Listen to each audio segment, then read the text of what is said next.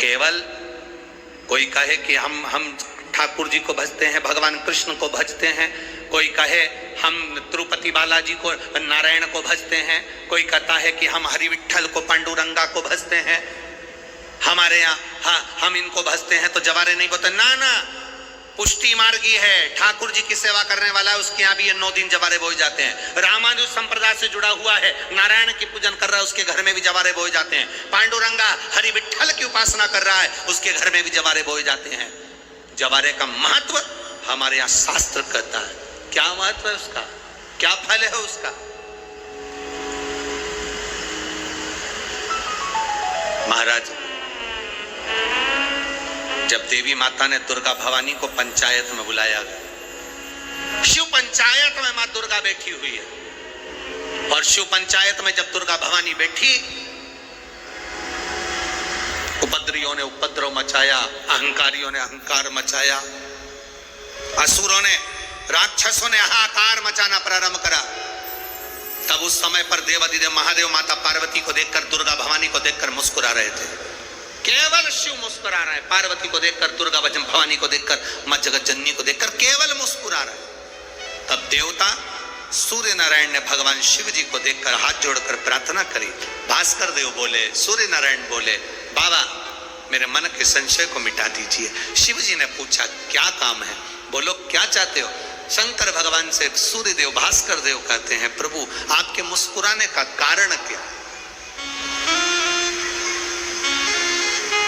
भारत की भूमि पर जितनी जगह पर भी आप लोग कथा सुन रहे हो, आस्था चैनल पर, फेसबुक, यूट्यूब पर जितने लोग कथा सुन रहे हो, बड़े ध्यान से सुनना कि जवारे क्यों बोए जाते हैं। नवरात्रि में जवारे की महत्वता क्यों होती है,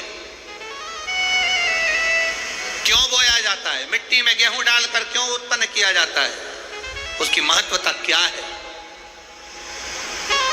सूर्य नारायण पूछ रहे हैं भगवान देवाधिदेव महादेव से, आप दुर्गा भवानी को देखकर मुस्कुराए, आप हंसे हैं, आपके चेहरे पर प्रसन्नता आई है, कारण? और महाराज देवाधिदेव महादेव ने कहा, यहां भगवान विष्णु, गणेश जी, भास्कर देव, आप सब बैठे हो। असुरों ने आक्रमण कर दिया, असुरों ने आक्रमण करा है, और वो असुर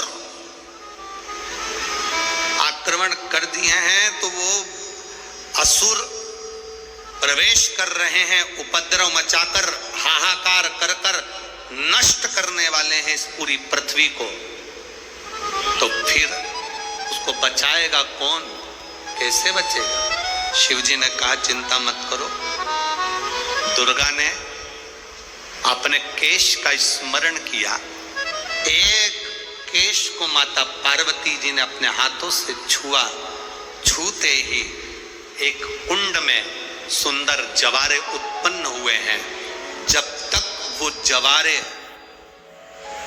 बड़े नहीं हो जाते, जब तक वो जवारे थोड़े प्रबल नहीं हो जाते, तब तक एक भी असुर प्रवेश नहीं कर सकता, हाहाकार नहीं मचा सकता और अंदर आ नहीं सकता। शिव महापुराण की कथा कहती है, जवारे जिसके यहाँ बोए जाते हैं, जवारे का, आप लोग कहते हैं कहीं पर देवी जी बैठी हैं, किसी के यहाँ मिट्टी की मूर्ति आई, 21 फीट की, 41 फीट की, 15 फीट की, 10 फीट की, 25 फीट की देवी जी की प्रतिमा स्थापना हुई। लोग कहते हैं हम देवी जी का दर्शन करने जा रहे हैं, दुर्गा जी का दर्शन करने जा रहे हैं। शिव महापुराण की कथा कहती है वो दुर्गा जी का दर्शन नहीं, देवी का दर्शन नहीं। नवरात्रि में जहां जवारे बोए जाते हैं वहां मात्र आप पांव रखते हैं तो अपने घर में से क्लेश दूर हट जाता है, अहंकार दूर हट जाता है, अभिमतता दूर हट जाती है, तकलीफें दूर हट जाती है। जिसके घर में जवारे बोए जाते हैं वहां से अहंकार, काम, लोभ, आसक्ति, वासना, तृष्णा और दुख, तकलीफें दूर हट जाती है। तो जवारे का मूल तत्व आनंद, सुख। महाराज